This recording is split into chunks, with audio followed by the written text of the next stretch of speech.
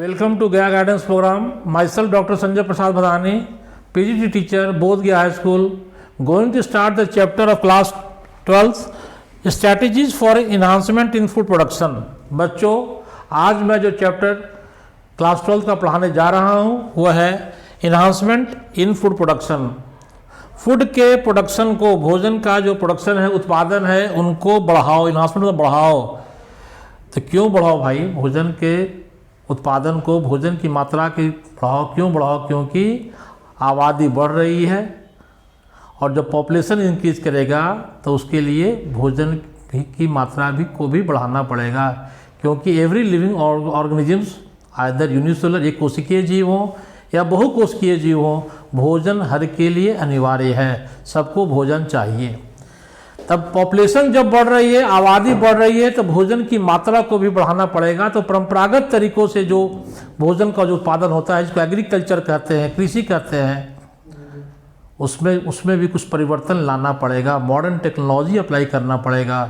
Tissue culture, hybridisation, बहुत सी techniques हैं जिनके द्वारा भोजन की जो प्रोडक्शन है, अमाउंट है, उसको बढ़ाना है। क्यों बढ़ाना है साहब? क्योंकि खुद कह रहा है फूड के प्रोडक्शन को इन्हांस करो, बढ़ाओ।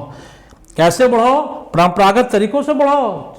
नहीं साहब, कुछ ऐसी युक्तियाँ लाओ, नए नए स्ट्रैटेजी लाओ, युक्तियाँ लाओ जिससे फूड का प्रोडक्शन बढ़े। तो बच्चों, पहला ये पॉइंट कॉन्सेप्ट ये क्लियर किया आप लोगों ने। ये स्ट्रैटेजीज फॉर कौन सी युक्तियाँ हैं, कौन सी स्ट्रैटेजीज हैं जिसके द्वारा हम फूड के प्रोडक्शन को इन्हांस करना है, बढ़ाना है। फूड के प्रोडक्शन को बढ़ाना क्यों है? क्योंकि याद करो बच्चों, जब देश हमारा आज़ाद हुआ उस समय देश की आबादी 30-35 करोड़ थी। आज आबादी हमारा अरबों में है। कुछ दिन ऐसा होगा कि हम चाइना को भी मात कर देंगे, आगे बढ़ जाएंगे साहब। इसलिए भोजन के प्रोडक्शन को बढ़ाना है बच्चों। और इस चैप्टर में जो है आपको मैं इम्पोर्टेंट पॉइंट्स जो है आपको बता रहा हूँ, समझा रहा हूँ, क्योंकि इस चैप्टर में आपको रटना ज़्यादा है, समझना कम है बच्चों। रटना ज़्यादा, समझना कम। इस चैप्टर को से क्वेश्चन आते हैं, 2-3-4 क्वेश्चन हर परीक्षाओं में आते हैं। दुनिया का कोई परीक्षा दे लो, इस चैप्टर से क्वेश्चन आएंगे ही आएंगे बच्चों। अब आपको इस चैप्टर को, कोई भी बायोलॉजी को कवर करने के लिए एनसीईआरटी को फॉलो करो। एनसीईआरटी से बाहर एक लाइन आगे नहीं जाना। एनसीईआरटी का किताब इंग्लिश में भी है और हिंदी में भी है। इसे दोनों किताब को आप फॉलो करो और उसको पढ़ो, और एक बार नहीं, 2 बार, 3 बार, 4 बार पढ़ो। और इस चैप्टर में जो आपको जो पॉइंट्स हैं उसको लिख करके, टेबल है, डाटा ज़्यादा बेस्ट फिगर है। ये समझना कम है, रटना ज़्यादा, इसलिए उस फिगर को जो है दीवार पे चिपका दो और रोज को देखते देखते याद हो जाएगा बच्चों। पहला पॉइंट क्या है? कहता है कि वर्ल्ड लाइव स्टॉक पॉपुलेशन, मतलब दुनिया में जितने भी लाइव स्टॉक मतलब हो गया पशुधन। पशु मतलब जानवर। किस जानवर को धन कहेंगे? धन उस जानवर को कहेंगे जो, जिन पशुओं से, जिन जानवरों से हमको फायदा होता है। जो जानवर हमको दूध है, आपका मिल्क है, मीट है, अंडा है, जो प्रोवाइड करते हैं, जिन पशुओं से हमको फ़ायदा, मनुष्यों को, मानव को, जाति को फ़ायदा होता है, उनको पशुधन कहते हैं।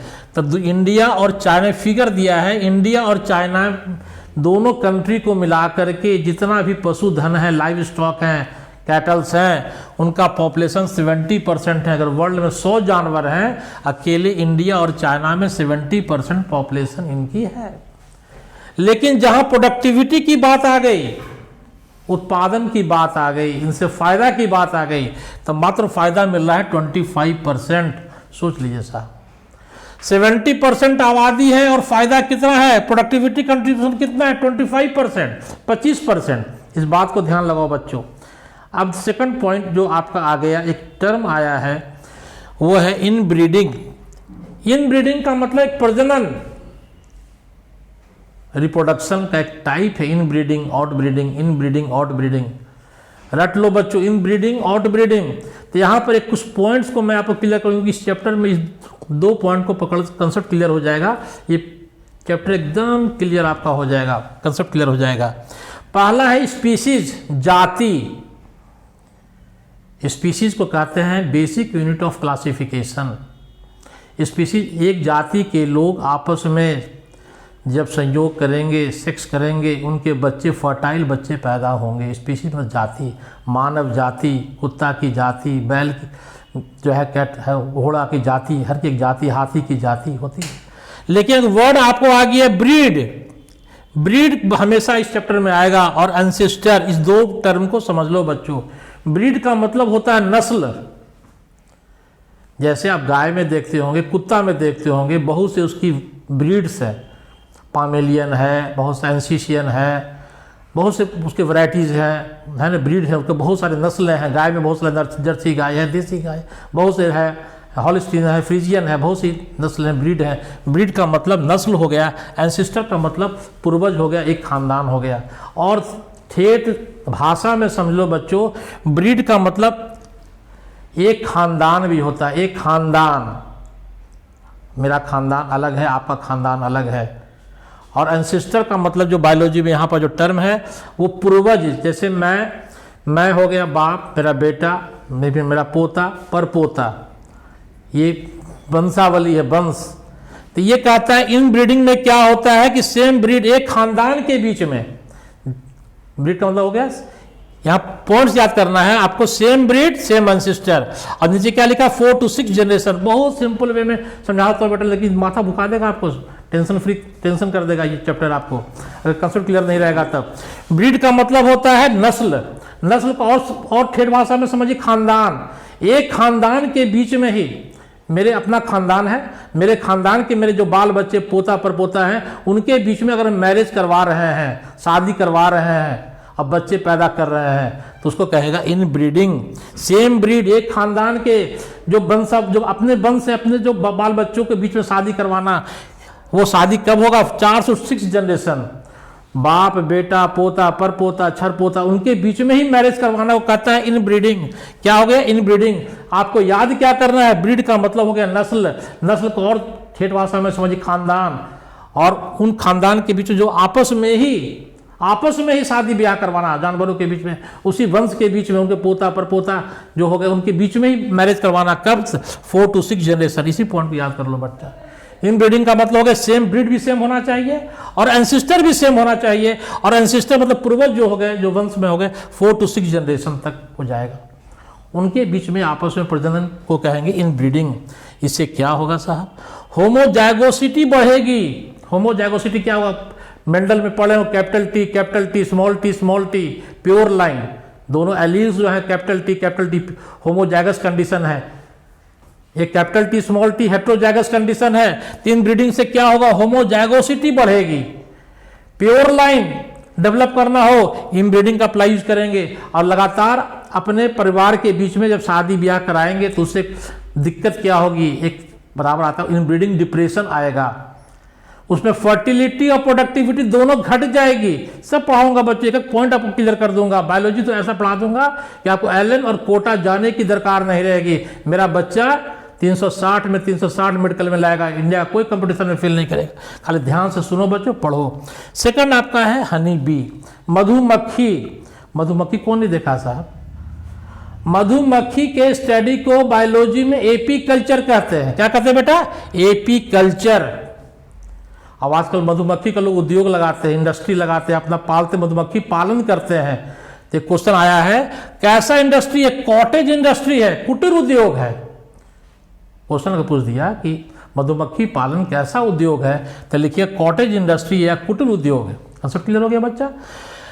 हनी बी, हनी बी मतलब हो गया मधुमक्खी। मधुमक्खी पालन को अंग्रेजी में बायोलॉजी में एपी कल्चर कहते हैं। इंडस्ट्री कैसा है? कॉटेज इंडस्ट्री है। और मधुमक्खियां की बहुत सी जातियां होती हैं, 4 जाति है। इसका जेनरिक नेम है एपिस और स्पीशीज नेम है indica, Apis indica, Apis dorsata, Apis florea, Apis mellifera, italica, है ना। तो भारत में जो मधुमक्खी है जो ज़्यादा लोग पालते हैं, मध निकालते हैं, वो है एपिस इंडिका। इंडिका का मतलब India. Apis Bharat common species in India question पूछ दिया तो आपसे लिखिएगा वो है एपिस इंडिका। इंडिका खुद बोल रहा है इंडिया का चीज़ है भाई। ये छोटी मक्खी है, स्मॉल भी कहते हैं। और एक एपिस डोर्साटा, उसको रॉक भी कहते हैं, बड़ी बिगड़ैल और गुस्सैल होती है वो। ये शांत प्रकृति की मधुमक्खी है। हल्का सा छेड़छाड़ भी करिए तो काटेंगे नहीं, जो रॉक भी जो है वो खदेड़ खदेड़ के काटती है बच्चा, ये ध्यान रखना। और एक क्वेश्चन आ चुका है परीक्षाओं में कि सबसे ज्यादा मध देने वाली मधुमक्खी कौन है? तो एपिस इटैलिका। इटैलिका सोनिया गांधी कहाँ की है साहब? इटली की है। तो इटली याद कर लीजिएगा, एक इटली और सांभर बड़ा भी होता है, इटली, एपिस इटैलिका है, वो सबसे ज़्यादा वो देती है आपको, मध उससे निकलता है, लेकिन वो कॉमन स्पीच नहीं है। मधुमक्खी क्या क्या देती है साहब? क्वेश्चन पूछिए मधुमक्खी से हमको क्या मिलता है? तो मध मिलता है और भी वैक्स मिलता है, मधुमोम कहते हैं। क्वेश्चन आता है कि ये दोनों जो है आपका हनी और वैक्स में रियल प्रोडक्ट कौन सा है? जो मधुमक्खी ही केवल पैदा करती है वो है 90% बच्चा लिख देगा मध। मध नहीं लिखना, वी वैक्स लिखना, मधुमोम लिखना। प्रोडक्ट ऑफ बीज, रियल प्रोडक्ट या मेन प्रोडक्ट ऑफ मधुमक्खी का क्या है? हनी या वैक्स? तो लिखिएगा वैक्स है, मधुमोम है। इसका क्या काम है, क्या यूटिलाइजेशन है? लिखा हुआ कॉस्मेटिक, सौंदर्य प्रसाधन और पॉलिशेज बनाने के काम में ये आता है। कॉस्मेटिक्स और पॉलिशेज बनाने के काम में वी वैक्स आता है, मधुमोम आता है। मधुमक्खी के छत्ता को क्या कहते हैं? मधुमक्खी जहां घर को क्या कहते हैं? उसको बी हाइव कहते हैं। क्या कहते हैं बच्चा? Bee hive. मधुमक्खी के घर को बी हाइव कहते हैं। मधुमक्खी के स्टडी को एपीकल्चर कहते हैं। मधुमक्खी से क्या मिलता है? हनी मिलता है, वैक्स मिलता है। रियल प्रोडक्ट, मेन प्रोडक्ट क्या है? वैक्स है। क्या काम आता है? कॉस्मेटिक्स और पॉलिश बनाने के काम आता है। मधुमक्खियां जब चलती है झुंड में चलती हैं, तो मधुमक्खी के झुंड को क्या कहते हैं? मधुमक्खी के झुंड को स्वार्म कहते हैं, SWARM, स्वार्म्स कहते हैं। ग्रुप ऑफ बीज, मधुमक्खी के ग्रुप को क्या कहते हैं बच्चों? स्वार्म कहते हैं। मधुमक्खियां जो है मध बनाती हैं, शहद का निर्माण करती हैं। कैसे करती हैं? वो बाग बगीचा में जाती हैं, वहाँ से फूलों से नेक्टर और पॉलन ग्रेन्स, परागकण और मकरंद को फूलों से चूसती हैं, लेती हैं, ले करके अपने मुंह में उसका जो सलाइवरी ग्लैंड है वहाँ केमिकल चेंज होता है और वो मध का निर्माण करती हैं बच्चों। मधुमक्खी हनी जो बनाती है, हनी बनाने में जो रॉ मटेरियल है वो पॉलन ग्रेन और नेक्टर है। पॉलन ग्रेन नेक्टर कहाँ से मिलता है साहब? वो जो है जहाँ मधुमक्खी का पालन, तो वहाँ अगल बगल बगीचा से वो फूलों से पॉलन ग्रेन्स और नेक्टर को कलेक्ट करती हैं और वो उस पॉलन ग्रेन और नेक्टर का उसके मुंह में सलाइवरी ग्लैंड, सलाइवा से वो मिक्सिंग होकर के हनी तैयार होता है, केमिकल चेंज होता है, ट्रांसफॉर्मेशन होता है बच्चों। कंसेप्ट क्लियर हो गया बच्चों? अब जब मधुमक्खी मध को बनाने के लिए पॉलन ग्रेन्स और नेक्टर ला रही हैं, तो क्वेश्चन पूछता है बराबर कि मेजर पॉलिनेटर कौन है साहब? तो हनी बी है। कौन है? हनी बी है। अब प्रश्न उठेगा कि भाई पॉलिनेशन क्या है साहब? तब पॉलिनेशन का मतलब हो गया कि transfer of pollen grain from anther to stigma. पेड़ पौधे अपने पॉलन ग्रेन्स को, अपने मेल सेक्स गैमेट को खुद लेके फीमेल के पास नहीं जाती है। कोई मीडियम होता है, कोई माध्यम होता है, उसमें एक माध्यम हवा के द्वारा भी जाती है, पॉलन ग्रेन्स का मूवमेंट होता है। आपका जो है जानवरों के द्वारा होता है, बर्ड्स के द्वारा होता है, इंसेक्ट के द्वारा होता है। तो मधुमक्खी क्या करती है? इंसेक्ट ग्रुप में आती है, इसको इंटोमोफिली कहते हैं। क्या कहते हैं? इंटोमोफिली। इंटोमोफिली में movement of pollen grain from anther to stigma, इसलिए कहता है bees are the major pollinator. 80% pollination जो हो रहा है मधुमक्खी के द्वारा होता है। एनसीईआरटी में क्वेश्चन पूछता है, 4 गो प्लांट का नाम दिया, उससे बराबर क्वेश्चन आता है कि एप्पल, पियर, सनफ्लावर और ब्रेसिका, सरसों, सूरजमुखी, सेव और पियर में आपको जो पॉलिनेशन होता है, ट्रांसफर पॉलन ग्रेन्स होता है, किसका रोल है साहब? मधुमक्खी का है। लेकिन यहाँ पर मैं आपको बताता हूँ, आम, मैंगो, फलों का राजा, उसमें पॉलिनेशन कौन करता है? तो हाउस फ्लाई करती है, घरेलू मक्खी करती है। ध्यान रखना बच्चों, मधुमक्खी नहीं करती है, घरेलू मक्खी करती है, याद रखना। और ये जो है मेजर पॉलिनेटर कौन है साहब? 80% क्रॉप का। तो फॉर्मूला दे दिए, संजय भदानी, SB संजय भदानी, AP मेरे पिताजी का नाम है AP Arjun Prasad Sanjay Bhadani, AP SB। Apple, pear, sunflower, brassica, सरसों मेजर पॉलिनेटर है। एक वर्ड आ गया आता है पास्चर, चारागाह क्या है साहब? मैं कॉपी चेक कर रहा था, लिखा चारागाह क्या है, 80% बच्चा लिख दिया जहाँ गाय भैंसे भेड़ बकरियाँ चरती हैं, खाना खाती हैं, जिन खेतों को चारागाह कहते हैं। लड्डू नंबर मिल गया। अरे साहब बायोलॉजी एनसीईआरटी जो पढ़ रहे हैं उसमें पास्चर का मतलब, चारागाह का मतलब वह बगीचा, वह उद्यान, वह फील्ड जहाँ से मधुमक्खियाँ अपने भोजन को, अपने पॉलिन ग्रेन्स को, नेक्टर को कलेक्ट करती हैं, उसको पास्चर कहते हैं बच्चों। क्या कहते हैं बच्चों? पास्चर कहते हैं।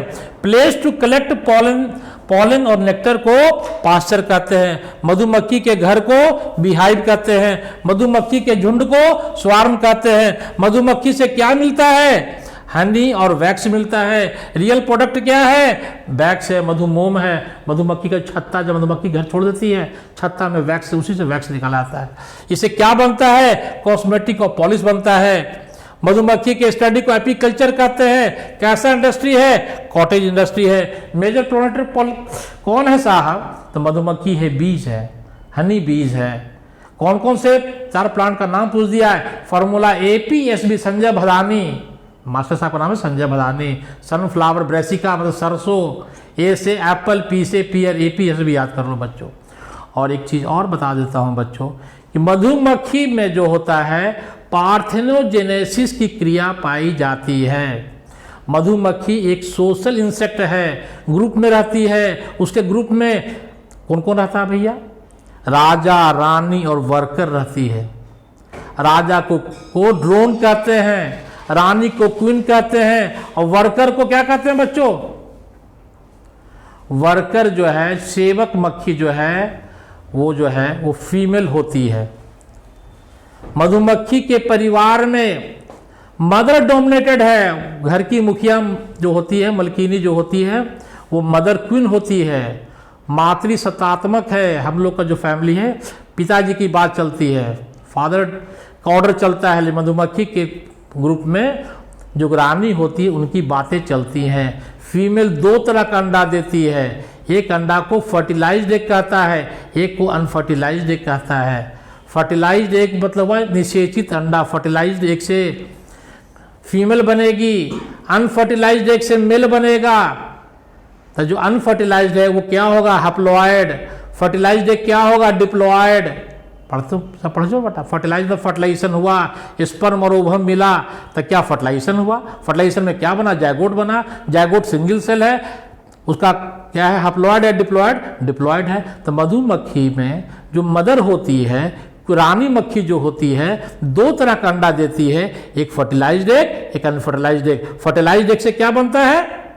फीमेल बनती है। और अनफर्टिलाइज्ड एग से क्या बनता है? मेल बनता है। मेल कैसा है? हैप्लॉयड है। मेल को क्या कहते हैं? ड्रोन कहते हैं।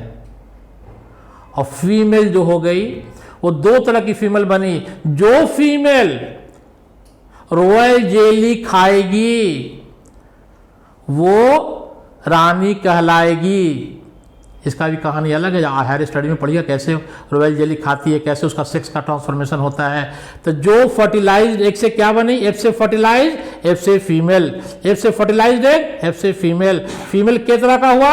2 तरह का, क्वीन और वर्कर। वर्कर भी फीमेल और क्वीन भी फीमेल। क्वीन जो है फर्टाइल है, उसे बच्चा पैदा करने की शक्ति है। और वर्कर जो है स्टेराइल है, नपुंसक है, वो बच्चा पैदा करने की शक्ति नहीं होती है। और बच्चों ये जान लो कि मधुमक्खी जो है क्या है? क्रूएल मदर है। क्रूएल मदर क्यों कहते हैं? क्योंकि वो जो है अपने हस्बैंड के साथ, उसका हस्बैंड कौन है? ड्रोन है। उस पर जब फर्स्ट मीटिंग जब करती है, कहाँ करती है? आकाश में करती है। और फर्स्ट मीटिंग करने के बाद, हनीमून बनाने के बाद, अपने हस्बैंड को, अपने ड्रोन को मूड़ी काट करके ऊपर से नीचे गिरा देती है बच्चों। ये प्रकृति की लीला है, इसको कोई नहीं जानता है बच्चों, इसलिए कहते क्रूएल मदर है। और दूसरी बात ये समझ लो कि हमने क्या देखा? मधुमक्खी में जो क्वीन रानी है 2 तरह का अंडा दी। एक अनफर्टिलाइज्ड एग, अनफर्टिलाइज्ड एग से क्या बन गया? ड्रोन बन गया। ड्रोन क्या है? मेल है, हैप्लॉयड है। इसलिए कहता है इसमें पार्थेनोजेनेसिस की क्रिया पाई जाती है। विदाउट फर्टिलाइजेशन एम्ब्रियो का डेवलपमेंट हो गया, राजा बन गया। ये बच्चों आउट ऑफ वे था, लेकिन ये क्वेश्चन बराबर आता है, आपको मैंने लगातार समझा दिया, पढ़ा दिया। अब आगे देखिए, अब आगे कहता है क्वेश्चन जो है बच्चों, वो है आपका जो क्वेश्चन बराबर आता है मछली के बारे में। ये भी कंसेप्ट क्लियर कर देता हूँ। मछली लोग खाने का यूज करते हैं, जो कोस्टल एरिया में रहते हैं मछली खाते हैं। मछली जल की रानी है, जीवन उसका पानी है। पानी दो तरह का, मीठा पानी, खारा पानी। मीठा पानी में रहने वाली मछली को भी हम खाते हैं और खारा पानी में रहने वाली मछली को भी हम खाते हैं। एनसीईआरटी के बुक में जो लिखा बायोलॉजी उतना नहीं पढ़िए, एक लाइन जहां बाहर गए आपका लुटिया डोल, इसलिए एनसीईआरटी को ही फॉलो करिए। कहता है fresh water fish for food, मीठा पानी में तालाब, नदी, पोखरा में जो मछलियां हैं, जो एनसीईआरटी बुक में दिया है, नाम पूछेगा आपसे तो नाम फार्मूला याद कर लीजिए। FRC, क्या नाम है? FRC या RCC याद कर लीजिए। FRC, F से फ्रेश वाटर, RCC रोहू कतला कॉमन का RCC, एकदम फार्मूला पर चले जाओ बेटा। Fresh water fish RCC, FRC याद कर लो। R से रोहू कतला कॉमन का कैसी मछली है? फ्रेश वाटर मछली है। अब मेराइन फिश में दे देगा मैकरेल, कार्प, कॉमन कार, पोम्फ्रेट, नाम दे देगा, बोलेगा कौन मेराइन है कौन फ्रेश वाटर है, दलवान लुटिया डोल होगा। उसका फॉर्मूला मैं आपको समझा देता हूं। मेराइन फिश सॉल्टी वाटर में रहने वाले, समुद्र में रहने वाले मछलियां जिसको हम लोग खाते हैं, जो एनसीईआरटी में दिया, 4 एग्जाम्पल दिया है, उसका फॉर्मूला याद कर लो। फॉर्मूला है SHMP, सिंपल हार्मोनिक मोशन। कैसा होता है? पीरियोडिक होता है, बस इतना याद करना कोई बेड़ा पार है। एस से हो गया सार्डिन, एस से हिल्सा, एम से मैकरेल और पी से पोम्फ्रेट। मछली का नाम याद हो गया। फ्रेश वाटर का FRC, रोहू कतला कॉमन कार्प, मराइन का SHM, सिंपल हार्मोनिक मोशन। कैसा है भैया? पीरियोडिक है। कभी जिंदगी में मेरा बच्चा फेल नहीं करेगा। मास्टर साहब ऐसा पढ़ाएगा बायोलॉजी कि कभी मेरा बच्चा फेल नहीं करेगा। Sardine, hilsa, mackerel, pomfret. Pomfret से क्वेश्चन आया, कहां से लाया गया? एक्जोटिक फिश है, बाहर से विदेशों से मंगाया गया। लोग पसंद करते हैं खाने के लिए, विदेश से मंगवाते हैं। तो याद हो गया आपका मेराइन फिश का एग्जांपल याद हो गया। अब आगे देखिए, अब एक वर्ड आपको बड़ा फेरा करेगा। 4 वर्ड है बच्चों, एक है पीसी कल्चर, एक है एक्वा कल्चर, एक है फिशरीज। भाई फिशरीज और पीसी कल्चर में बच्चा कंफ्यूज करता है। फिशरीज का मतलब लोग सोचता है मछली पालन। फिशरीज का मतलब क्या हुआ? मछली पालन। अब पीसी कल्चर का मतलब ही मछली पालन। दोनों में पहले बराबर परीक्षा में एग्जामिनर को पता है कि मेरा बच्चा कहाँ फंसेगा, उसी क्वेश्चन पूछेगा। कंसेप्ट मैं क्लियर कर देता हूँ। पीसी कल्चर में केवल ट्रू फिश याद कर लो, ट्रू जो वर्टिब्रेट के एग्जाम्पल हैं, मछली, मेढक, है ना, ट्रू फिश, ओनली फिश का कल्चर किया जाता है। ओनली ट्रू फिश का जो वर्टिब्रेट्स के हैं, जिसमें वर्टिब्रल कॉलम होगा, नोटोकॉड होगा, फारिंजियल गिल स्लिट होगा, उसका है ना वर्टिब्रेट्स के 3 पॉइंट्स। तो पीसी कल्चर में केवल मछलियों का, ट्रू फिश का उत्पादन किया जाता है, कल्चर किया जाता है, पाला पोसा जाता है। फिशरीज, फिशरीज में खाली मछली पालन से नहीं है बेटा। फिशरीज क्या है? एक इंडस्ट्री है। फिशरीज इज एक टाइप ऑफ इंडस्ट्री, एक उद्योग है जिसमें 3 काम होते हैं। PSC क्या है बेटा? PSC, P से प्रोसेसिंग, C से S से सेलिंग, C से कैचिंग। मछली को पकड़ना, सेल करना, प्रोसेस करना, पकड़िए, प्रोसेस करिए, फिर बेच दीजिए। प्रोसेसिंग, सेलिंग और कैचिंग मछली का 3 काम है। फिशरीज इज एन इंडस्ट्री, एक उद्योग है। उस उद्योग में क्या होता है? 3 काम होता है, PSC होता है। याद कर लो बच्चा, मछली को पकड़ना, मछली को प्रोसेस करना और उसको फिर बाजार में बेच देना, 3 है। तो फिशरीज उद्योग में ट्रू फिश भी आते हैं, सेलफिश भी आते हैं, प्रॉन आते हैं, लॉबस्टर आते हैं और एडिबल ऑयस्टर भी आते हैं। ये सारे का जो है ये फिशरीज के अंदर अध्ययन किया जाता है। इसलिए लिखा है मछली, फिशरीज का मतलब मछली पालन से नहीं है खाली, इसमें मछली ट्रू फिश के अलावा फॉल्स फिश, सेलफिश से क्वेश्चन आ गया कि सेलफिश किस क्लास का है भैया? ये मोलस्का क्लास का है। किसका है? मोलस्का, क्रैब, पढ़े, क्लैब है, स्नेल है, है ना, ये सब जो है ऑक्टोपस, ये सब जो है मोलस्का ग्रुप के जानवर हैं। प्रॉन, झींगा मछली, चाइनीज लोग, जापानी लोग खूब खाते हैं। लॉबस्टर और एडिबल ऑयस्टर, ये सारे फिशरीज से है। फिशरीज उद्योग में क्या है, पीएससी का काम होता है। बस आपको याद करना है, फिशरीज का मतलब मछली पालन से नहीं है। फिशरीज में क्या होता है, पीएससी होता है, मछली का कैचिंग, प्रोसेसिंग और सेलिंग होता है। इसमें जो है true fish, false fish, shellfish और mollusca, prawn, lobster, edible oyster सारे का वो पालन से होता है, अध्ययन से होता है। सेकंड एक वर्ड आ गया एक्वाकल्चर। एक्वा का मतलब क्या हो गया, पानी। पानी कितने तरह का है भैया, 2 तरह का, फ्रेश वाटर और सॉल्टी वाटर। सॉल्टी वाटर को मेराइन वाटर भी कहते हैं। तो एक्वा का मतलब हो गया पानी। पानी में क्या पाया जाएगा, चाहे प्लांट पाए जाएंगे चाहे एनिमल पाए जाएंगे, है ना बच्चा। पानी में एक्वा का मतलब पानी। पानी 2 तरह का, फ्रेश वाटर और मेराइन वाटर, मीठा पानी, खारा पानी। और पानी में क्या रहेंगे साहब, एनिमल रहेंगे और प्लांट रहेंगे। अब बायोलॉजी में क्या कर दिया है, एनिमल प्लांट नहीं लिखेगा, लिख देगा फ्लोरा और फौना। ला, फ्लोरा और फौना, अब कंसेप्ट क्लियर हो जाएगा। फ्लोरा भैया प्लांट है कि फौना प्लांट है, कंसेप्ट हुआ। कंसेप्ट क्लियर करो। फ्लोरा फ्लावर, ए फ्लोरा का मतलब फ्लावर से करो, फूल, फूल क्या है, पौधा। Flora, flora flower, FLF, flora flower plant है। फौना एनिमल है। कंसेप्ट क्लियर हो गया बच्चों। फौना का मतलब एनिमल और फ्लोरा का मतलब प्लांट। कैसे याद रहेगा, प्लांट में, पौधा में फूल होता है, फूल को फ्लावर कहते हैं, और फ्लोरा हो गया आपका प्लांट और एनिमल हो गया फौना हो गया। अब आगे आपको फिशरीज, पीसी कल्चर में खाली मछली, खाली ट्रू फिश का अध्ययन होगा, पालना पोषण होगा। फिशरीज में true fish, false fish. False fish क्या है साहब, सेलफिश, किस क्लास का है, मोलस्का का है। प्रॉन, लॉबस्टर, एडिबल ऑयस्टर, ये सारे का होता है। फिशरीज में क्या होता है, पीएससी होता है, प्रोसेसिंग, सेलिंग और कैचिंग होता है। ये क्या है, टाइप ऑफ इंडस्ट्री है। अब रिवॉल्यूशन आगे यहाँ पे देगा, ब्लू रिवॉल्यूशन और ग्रीन रिवॉल्यूशन कभी परीक्षा में आ जाएगा कि ब्लू रिवॉल्यूशन से क्या समझते हैं साहब, मछली पालन, फिश के प्रोडक्शन को सिंबल हो गया इंक्रीज द फिश प्रोडक्शन। उस रिवॉल्यूशन को, उस क्रांति को ब्लू रिवॉल्यूशन कहते हैं, नीली क्रांति। इंक्रीज द प्रोडक्शन ऑफ मछली, फिश के प्रोडक्शन को बढ़ाइए, प्लांट्स के प्रोडक्शन को बढ़ाइए, उत्पादन को बढ़ाइए, उसको ग्रीन रिवॉल्यूशन कहते हैं। और दूध के उत्पादन को बढ़ाइए, क्या कहेंगे भैया, उसको व्हाइट रिवॉल्यूशन कहेंगे। डॉक्टर वर्गीस कुरियन, याद कर लीजिए, doctor Verghese Kurien, white revolution. Amul dairy का फॉर्म याद कर लीजिए, अमूल डेयरी, अमूल जो है ना, अमूल कंपनी बहुत नामी है। अमूल का आइसक्रीम बहुत आप लोग खाते हैं, सबसे टॉप आइसक्रीम होता है। अमूल का घी आता है, मक्खन आता है ना, वो अमूल।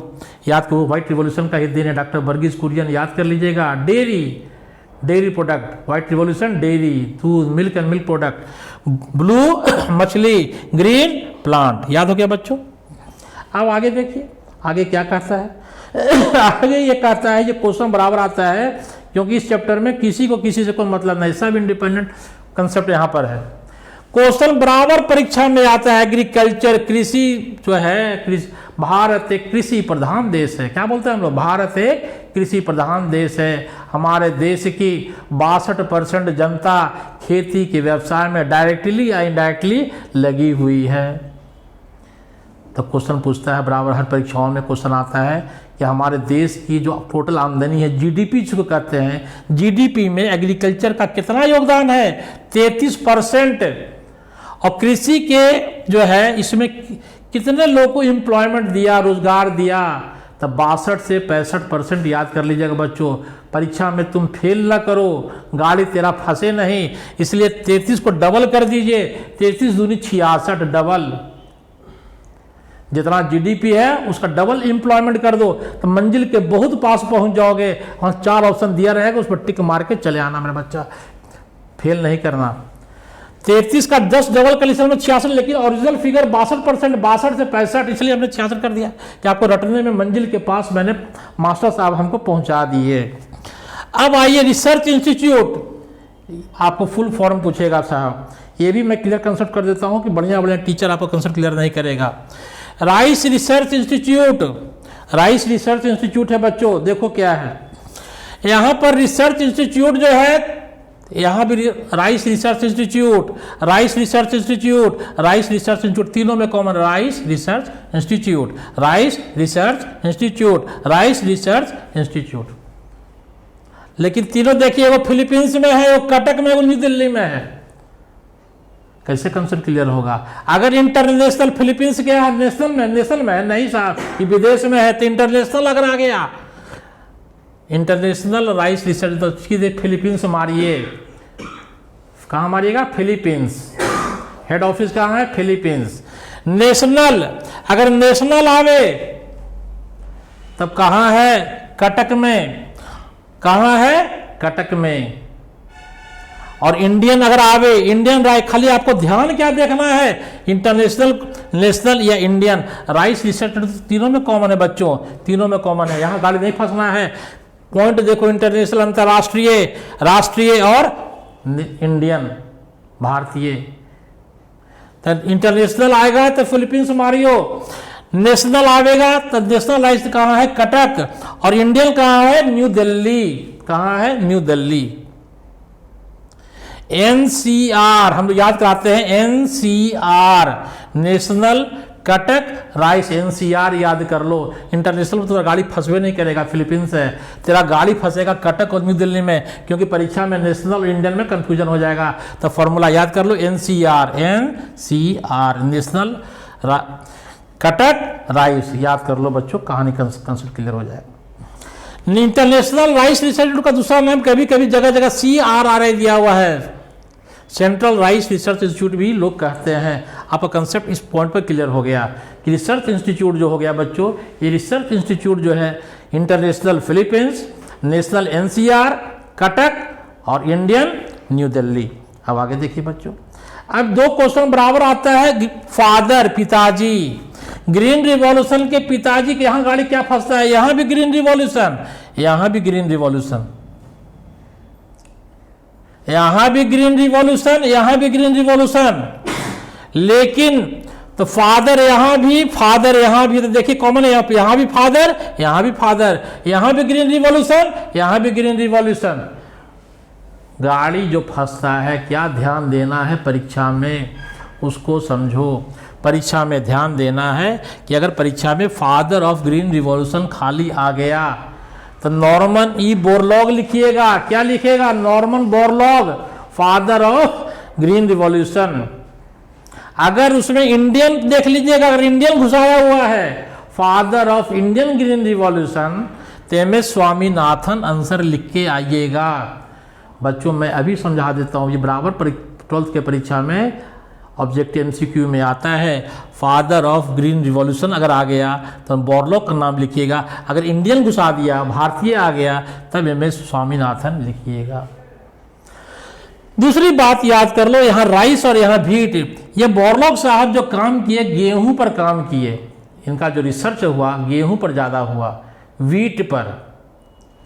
और स्वामीनाथन साहब का राइस पर काम हुआ, धान पर, पैडी कहते हैं, धान कहते हैं। समझे बच्चों? कंसेप्ट आपका क्लियर हो गया। अब आपको जो है, आपको आगे ले चलता हूँ, आगे आपको कंसेप्ट क्लियर करता हूँ, सब पॉइंट्स को आप समझिए।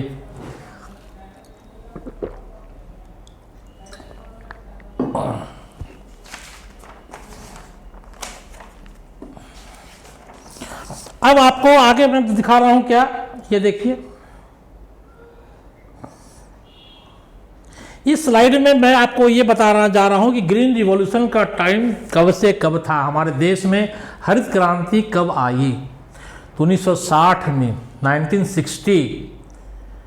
1960 और 70 के बीच में हमारे देश में हरित क्रांति का दौर था। 1965 में पीक पर था, मिड 1965 में ये पीक पर था। तब 1960 और 2000 के बीच में ये एक फिगर दिया गया NCERT में, इसको याद करना है। तो व्हीट का प्रोडक्शन कितना बढ़ा और राइस, यही दो में कंपेयर किया, व्हीट और राइस के प्रोडक्शन में, उत्पादन में कितनी की बढ़ोतरी हुई बच्चों। तो याद कर लीजिएगा, व्हीट में 7 गुना और राइस में 3 गुना। कहना कोई डाटा बेस्ड चैप्टर है, डाटा याद करो। व्हीट में याद कर लो 1175, कितना याद करेगा? 1175 याद कर लो। जिस समय 1960 के पहले हमारे देश में वीट का उत्पादन 11 मिलियन टन था, जो बढ़ करके कितना हो गया 75 मिलियन टन, मतलब 7 गुना बढ़ गया। तो फॉर्मूला याद कर लो, वीट में 11 मिलियन टन से 75 मिलियन टन हो गया। और राइस में का प्रोडक्शन कितना बढ़ा, 3 गुना बढ़ा। तो इसका फॉर्मूला है 3589, 3 गुना, 3 3 9, आगे ना। राइस का प्रोडक्शन कितना बढ़ा, 3 गुना। तो 3 का मतलब पहले 3 लिख दीजिए, 3 का मतलब 3 लिख दीजिए, अब गुना 3 का 3 3 9, तो 90 आ गया। यहाँ आ गया ना। फेल नहीं करना बच्चों, पॉइंट्स को पकड़ के चलो। अब कि मैं कहा कि वीट प्रोडक्शन 7 गुना बढ़ गया है, तो फॉर्मूला 1175 डायरेक्ट याद हो गया। 11 मिलियन टन से 75 मिलियन टन हो गया साहब। राइस का प्रोडक्शन 3 गुना बढ़ा, तो 3 लिख दीजिए, और 3 गुना, जब गुना 3 3 9, तो 90 आ गया ना, 89.5 मिलियन टन। याद हो गया बच्चों, कंसेप्ट क्लियर हो गया।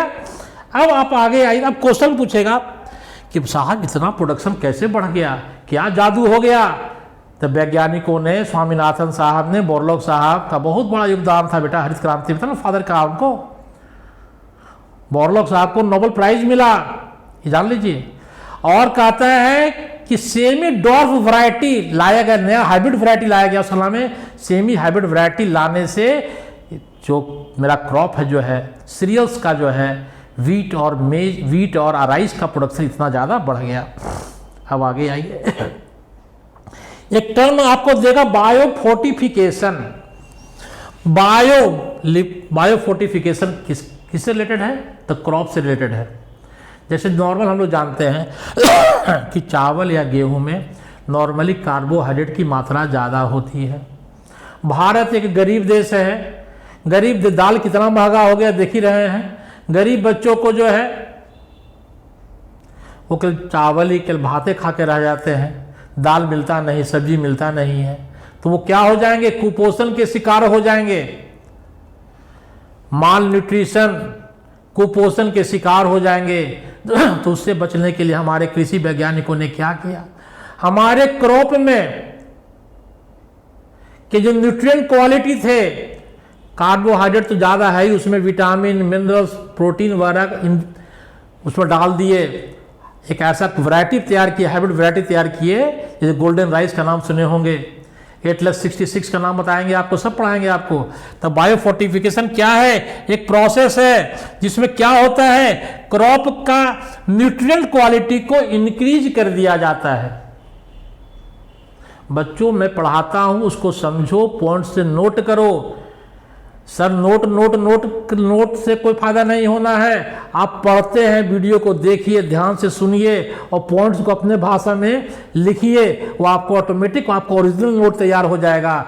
अब वो जो लिख के आइएगा वो आपको 100% नंबर देगा। मास्टर साहब नोट कितना मुहैया कराएंगे, किताब तो बाजार में अवेलेबल है। पॉइंट्स को समझो और पढ़ो।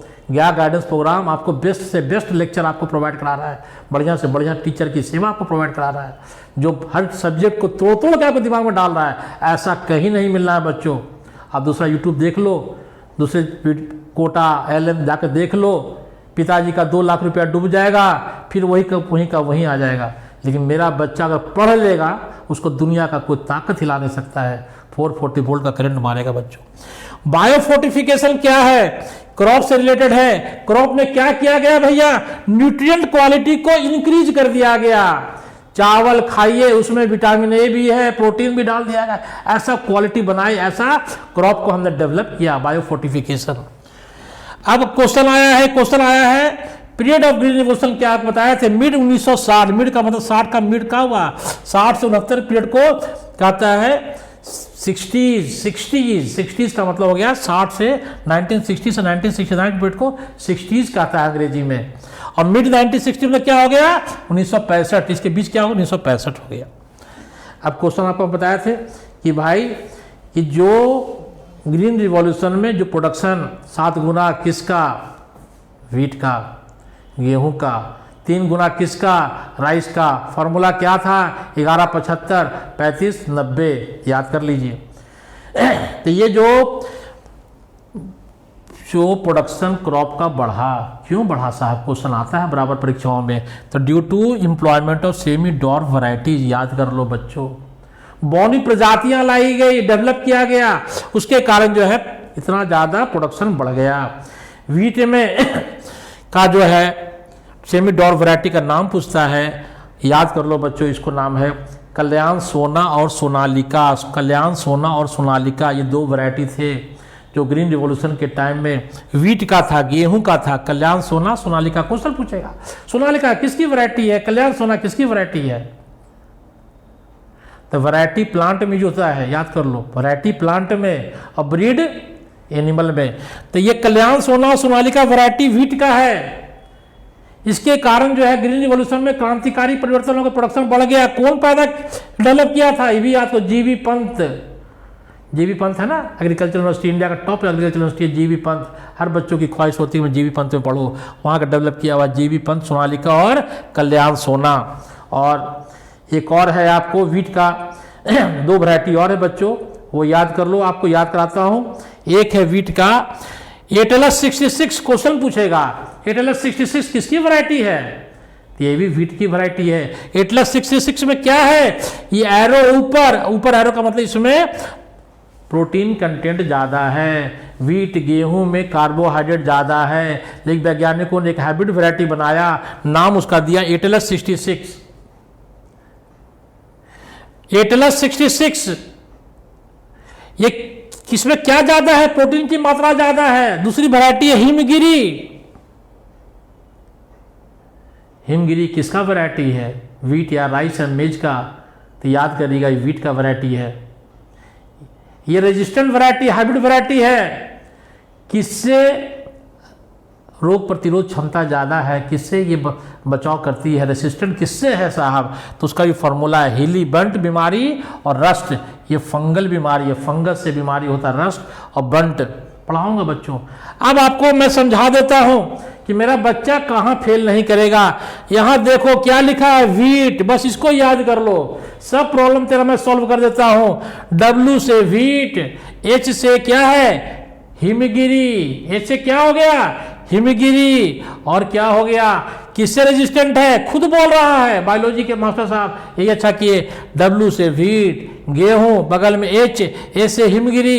हिमगिरी किसका वैरायटी है, वीट का है। हिमगिरी रेजिस्टेंस किसका है, खुद ही बोल रहा है हिलबंट, क्या नाम है हिलबंट, और रस्ट से है। और ये एटलस खुद बता रहा है, एटलस किसका वैरायटी, एटलस देखिए लिखा हुआ है, हम कुछ नहीं बोल रहे, सब यही बोल रहा है साहब, आपको खाली दिखा रहे हैं कि वीट जहां आवेगा 80 मतलब एटलस किसका वैरायटी है, वीट का वैरायटी है। ज्यादा क्या है इसमें, प्रोटीन ज्यादा है। ये एस का मतलब क्या हो गया हिमगिरी, किसका वैरायटी, वीट का वैरायटी। क्या ज्यादा रेजिस्टेंट किससे, हिमगिरी, हाइब्रिड वैरायटी। तो खुद बोला एस से हिलबंट, लिखा हो ना हिलबंट और रस से, तो कंसेप्ट क्लियर हो गया साहब। क्या रटना इसमें साहब, या तो खुद बोलो, वीट खाली याद कर लो, हिमगिरी एटलस किसका वैरायटी, वीट का वैरायटी। एटलस में क्या है साहब, प्रोटीन ज्यादा है, बायोफोर्टिफिकेशन।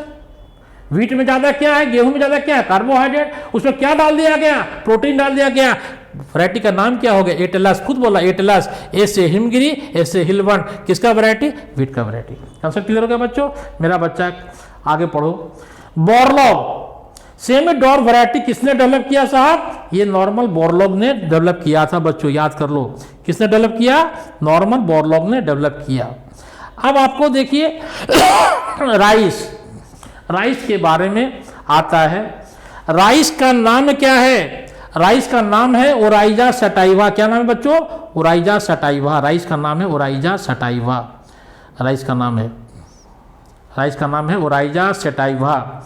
इसका वैरायटी याद कर लो, राइस का जो वैरायटी है, इसका वैरायटी है बच्चों आपका IR8। क्या नाम है, ओराइजा सटाइवा। राइस की वैरायटी, राइस का पहले बॉटनिकल नेम है ओराइजा सटाइवा।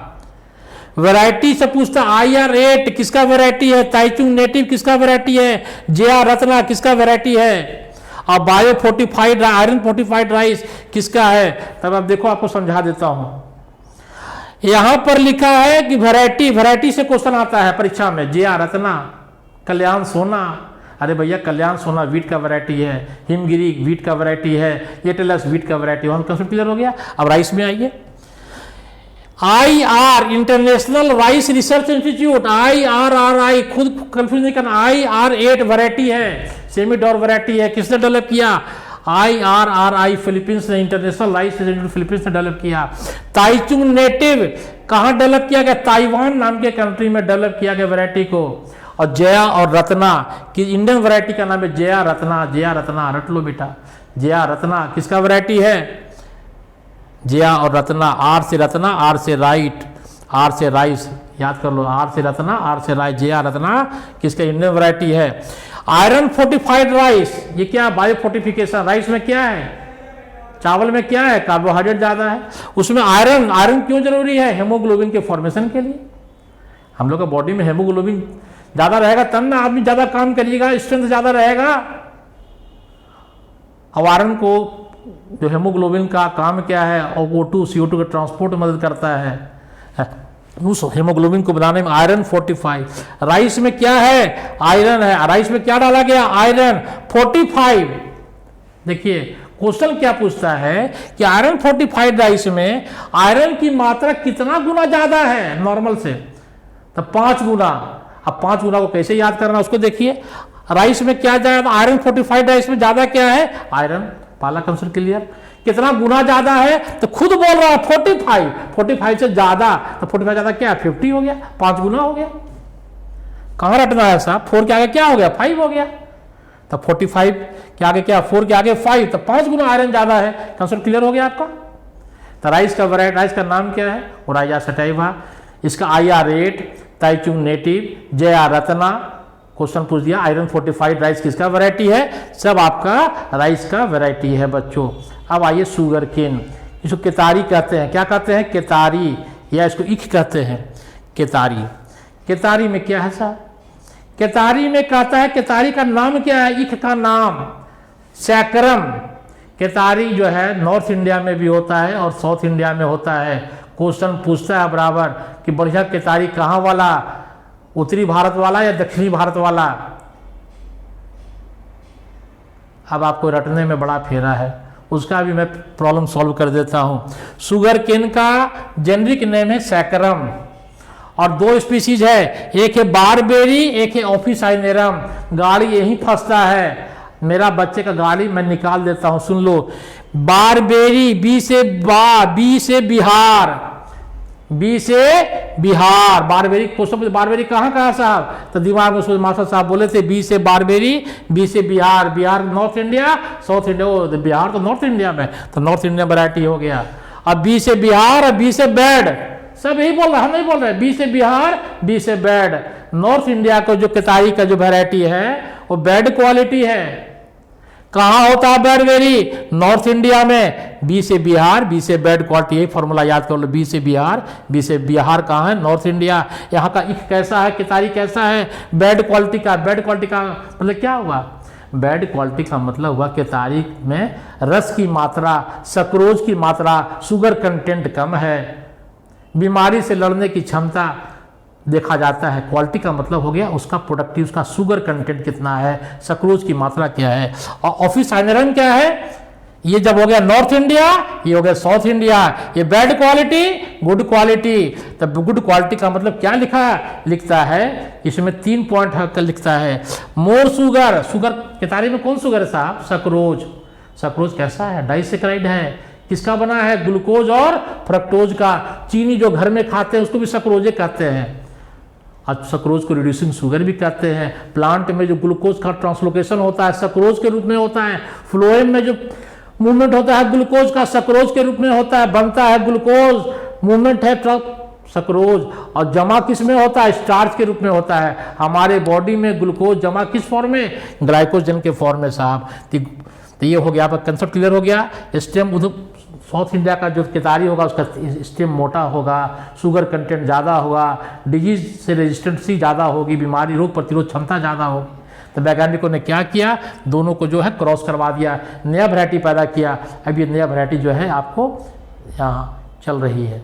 अब आप आइए बच्चों, आज मैं आपका क्लास यहाँ पर स्टॉप करता हूँ और इसके आगे मैं आपको डिजीज़ के बारे में पढ़ाऊंगा, टिश्यू कल्चर के बारे में पढ़ाऊंगा और डिफरेंट वैरायटीज़ जो हैं वो सब अगले नेक्स्ट क्लास में लेक्चर 2 में आपका जाएगा। यहाँ तक बच्चों जहाँ तक मैं पढ़ाया ये आपको अपने एनसीईआरटी बुक से पढ़िए। हम लोग ज्ञान गाइडेंस प्रोग्राम का जो पीडीएफ उपलब्ध है उसको ध्यान से पढ़िए और जो मैं पढ़ाया उस वीडियो को 2-3 बार देखिए और खुद नोट्स तैयार करिए, तब आपका बहुत अच्छा कंसेप्ट क्लियर हो जाएगा। गुड बाय बच्चों, थैंक यू बच्चों।